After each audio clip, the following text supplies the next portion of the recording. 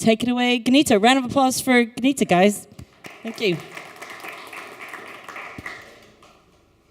Shall I click it from here? Right. Okay. Hi. I'm glad to see you here and been interested in how we see the virtual reality changing the urban scapes. Yeah, so basically I would say that you all know that virtual reality is here and it's here to stay. The only question is when and how soon it's going to take over. And we in Vividly, we look at virtual reality as a new medium of building better cities. And in particular, looking at aspects of participation, engagement, smart decision-making. Why? Because like in the world, the whole, like the big urban agglomerations and the metropolis are growing as crazy as you can't imagine. So it means we're going to be building, and we're going to be building like crazy, and we need those tools, we need those mediums that make our cities more inclusive, more smarter communities, more like engaging environments, because that is really the way how we can build the sustainable future cities. My background actually lays in architecture and urbanism and urban strategies. And since I remember myself, and I think a lot of you, I was very interested into the building experiences. And when I was a kid, I was doing these tree houses, which a lot of you may share the same, like a childhood memory of building the spaces in the trees. And I remember then I went to study architecture and like trying to, you know, somehow fulfill my dream of buildings. But soon enough, I realized that what I was into was rather the spaces in between the buildings than the structures and volumes themselves. And soon enough, as well, I realized that virtual reality is something that I've always been like the way of thinking. And I guess architects are such a breed that actually is thinking in the VR since they remember themselves as an architect. And so in that context, I would say that architecture is super highly creative work, but in the same time, the vision that architects have and the skills that they have and the intellect that they have hasn't been somehow used in its full potential. And that was also like my interest and my curiosity in how to kind of, you know, create these spillovers from technology to architecture. And yeah, I would say that I will try today somehow break down 3 like cases, like case studies, I would say, how we see that the VR as a framework serves for initiating a new type of participatory design methodology. And the first, whatever it is, and whatever the concept or ambitious idea architects have, or developers have, or municipality have, the VR serves as a really highly powerful tool to be able to communicate that vision and tell that story and immerse one in the feelings of the space, not just like economical or rationale aspects. So in this context, in urban planning, in real estate development, there are many stakeholders that are interested in that vision. And when you are at the point when you have to convince municipality or whatever private investors to put an extra couple of millions into the concept, you have to be able to tell that story and somehow immerse in that future perspective. And there's no better like medium or a tool as VR that can help to give that emotion. And for example, in this case, I will will take care of sound.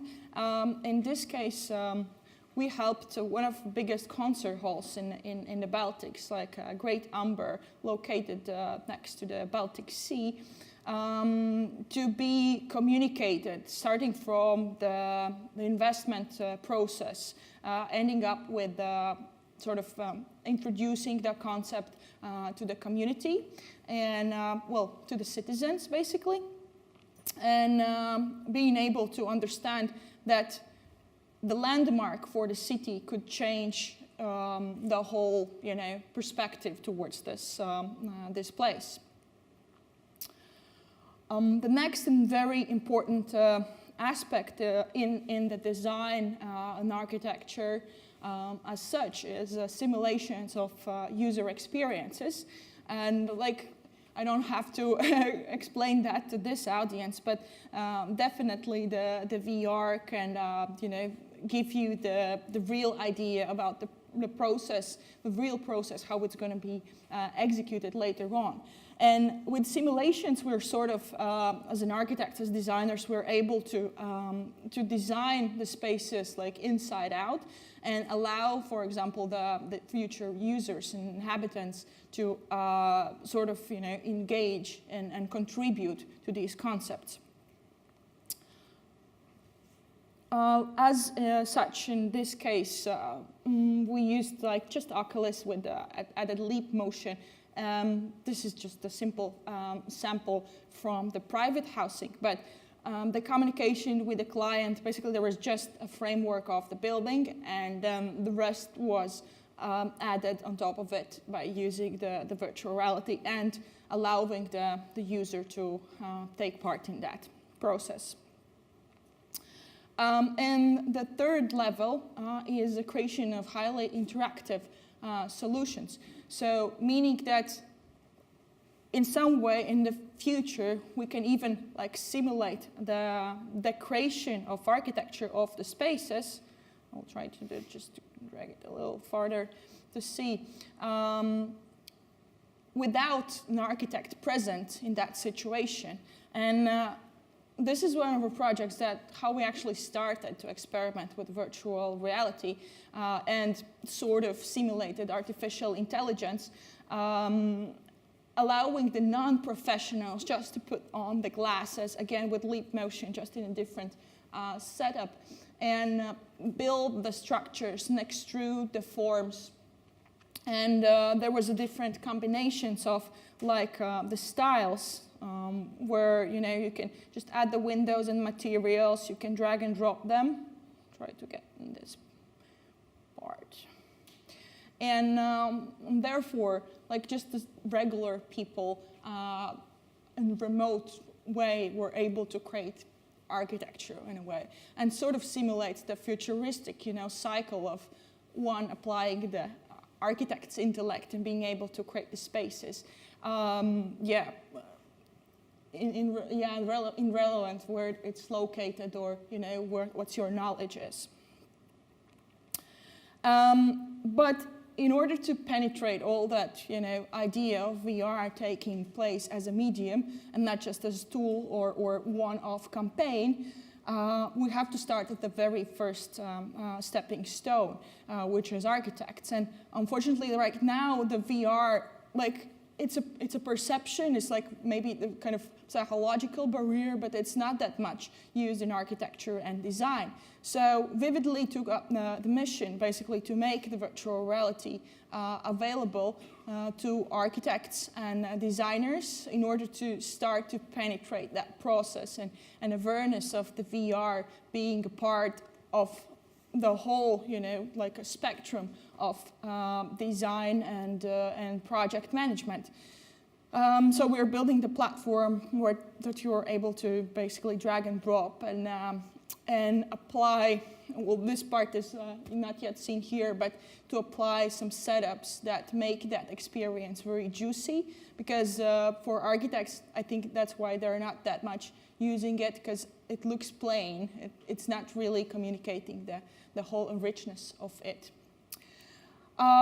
There's much more that I could speak of, but for now, I think it's more or less okay.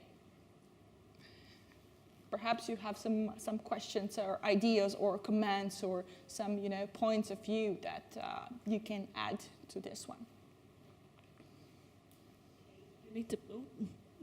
Thanks. Do you guys have any questions for Gunita? Yeah. Do you sell that software or is it free? Yeah, well, we are in closed beta at the moment. So we are slowly onboarding the users, but we work with a closed group at the moment. Oh, we've got one more over here. Thanks. Oh. Hi. What about in the case, let's say, of instead of just visiting the street or looking at the house, do you have provisions for making things happen to them? I mean, disaster, I'm thinking disaster recovery, earthquake, floods, this kind of animation on top of possible, buildings. Sort of possibilities that can happen. Yeah, well, that's definitely possible, but we haven't done any of these kind of projects yet. But it's the same storytelling and, kind of immersing one into the various situations that would physically probably not possible in the short period of time or within the conscious resources. Is anyone else? Yeah, please. One more over here. Thanks. Tag along if any other questions. I can see the architects will be motivated by using it, but how do the stakeholders, the ordinary people who are giving their opinions, how do they react? Yeah, well, I would say that architects are the ones who are, rather keeping a distance towards the technology, but the citizens and the people who are, especially like in these communities where there's a new project coming up, they would like to take part, they would like to know, because now the issue lays because the community sees the prospective project just when the fence is around the construction field. So then there is a really sharp arguments and like disagreement. With VR and with this process, they're able, as I was saying, so to take part in it, and they are demanding these kind of tools rather than architects would like to really engage them. Unfortunately. That's fantastic. That's all the time we have for questions for Gunita. Thank you very much. We love Vividly, and I hope you never get approached by Trump to build a virtual Trump tower.